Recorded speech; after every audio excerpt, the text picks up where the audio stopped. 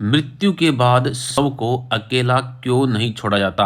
इसका जवाब भगवान श्री कृष्ण ने गरुड़ पुराण में विस्तार से दिया है। दोस्तों, ये अटल सत्य है कि दिन के बाद रात अवश्य होती है। ठीक उसी प्रकार से ये भी अटल सत्य है कि जिसने भी इस पृथ्वी लोक पर जन्म लिया है उसे एक ना एक दिन मरना भी अवश्य है। अर्थात अगर मृत्यु लोक पर कोई सबसे बड़ा सत्य है तो वो है प्राणी की मृत्यु। लेकिन फिर भी कुछ लोग ऐसे होते हैं जो इस अटल सच्चाई को स्वीकार भी नहीं करना चाहते।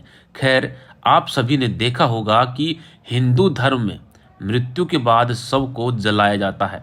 साथ ही आपने ये भी देखा होगा कि अगर किसी की मृत्यु सूर्यास्त के बाद हो जाती है तो उसका अंतिम संस्कार अगले दिन सूर्य उदय के बाद ही किया जाता है। ऐसे में आपने गौर किया होगा कि किसी परिवार में अगर किसी व्यक्ति की मृत्यु संध्या काल के बाद होती है तो उसके शव को अकेला भी नहीं छोड़ा जाता। लेकिन क्या आप जानते हैं कि शव को रात भर अकेला क्यों नहीं छोड़ा जाता?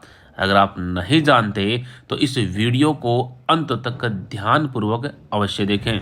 नमस्कार, स्वागत है आप सभी का एक बार फिर से। दोस्तों, हिंदू धर्म में मृत्यु के बाद शव को अकेला क्यों नहीं छोड़ा जाता, वो बताने से पहले हम आपको ये बताते चले कि कब अथवा किन परिस्थितियों में शव का अंतिम संस्कार नहीं किया जाता, यानी कुछ समय के लिए इस कार्य को टाल दिया जाता है। दोस्तों, हिंदू धर्म में अगर किसी की मृत्यु सूर्यास्त के बाद होती है तो उसके शव को रात भर घर पर ही रखा जाता है और अगले दिन उसका दाह संस्कार सूर्य उदय के बाद किया जाता है। इसके अलावा अगर किसी की मृत्यु पंचक समय में होती है तो इसके शव को भी कुछ समय के लिए घर पर रखा जाता है और जब पंचक काल समाप्त होता है तो उसका दाह संस्कार किया जाता है। क्योंकि गरुड़ पुराण में बताया गया है कि अगर सूर्यास्त के बाद अथवा पंचक समय में किसी मृत शरीर का दाह संस्कार किया जाता है तो उसे मोक्ष की प्राप्ति नहीं होती। इसलिए अगर कोई रात में मर जाता है तो ऐसी स्थिति में मृत शरीर को लेकर शमशान घाट नहीं जाते हैं, बल्कि उस मृत शरीर को घर में ही रखते हैं और सुबह सूर्योदय होने का इंतजार करते हैं। और ऐसे में मृत शरीर को एक भी पल के लिए अकेला नहीं छोड़ा जाता। कोई ना कोई व्यक्ति उसकी रखवाली के लिए वहां मौजूद होता है। मृत शरीर को अकेला नहीं छोड़ने का सबसे बड़ा कारण यह भी हो सकता है कि अगर शव को अकेला छोड़ दिया जाए तो कुत्ते बिल्ली जैसे जानवर उसे नोच कर खा सकते हैं।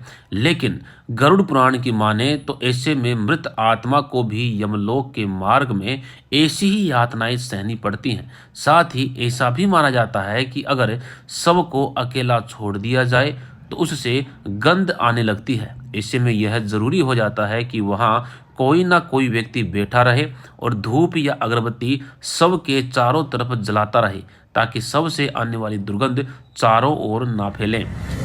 गरुड़ पुराण में भगवान श्री कृष्ण गरुड़ जी के पूछने पर कहते हैं कि हे पक्षीराज, इन सब के अलावा अगर किसी की मृत्यु हो जाती है और उसकी कोई संतान उसके पास नहीं है तो ऐसे में भी शव को घर पर रखा जा सकता है जब तक कि उसका पुत्र ना आ जाए।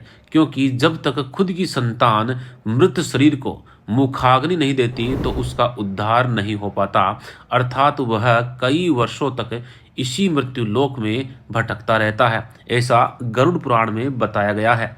इसके बाद श्री कृष्ण बताते हैं कि सूर्यास्त के बाद अगर किसी मृत शरीर को जला दिया जाता है, अर्थात उसका अंतिम संस्कार कर दिया जाता है, तो वह मृत आत्मा असुर, दानव अथवा पिशाच की योनि में जन्म लेती है, जहां उसे कई तरह के कष्ट सहने पड़ते हैं। और यही मुख्य वजह है कि हिंदू धर्म में रात को अंतिम संस्कार करने से मना किया जाता है।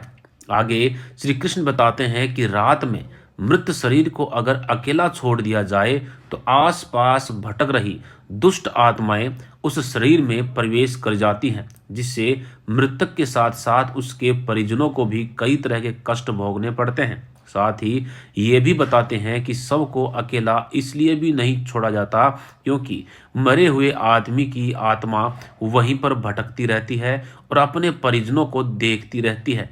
कहा जाता है कि इंसान की मौत के बाद शरीर आत्मा से खाली हो जाता है और जिसकी वजह से उस मृत शरीर में कोई बुरी आत्मा का साया अपना अधिकार जमा सकता है।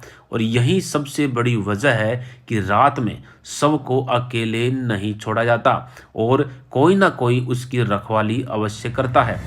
लेकिन दोस्तों, इसमें आपकी क्या राय है और गरुड़ पुराण में दी गई ये जानकारी आपको कैसी लगी, ये कमेंट के माध्यम से अवश्य बताएं और साथ ही कमेंट बॉक्स में जय श्री कृष्ण भी अवश्य लिखें। धन्यवाद।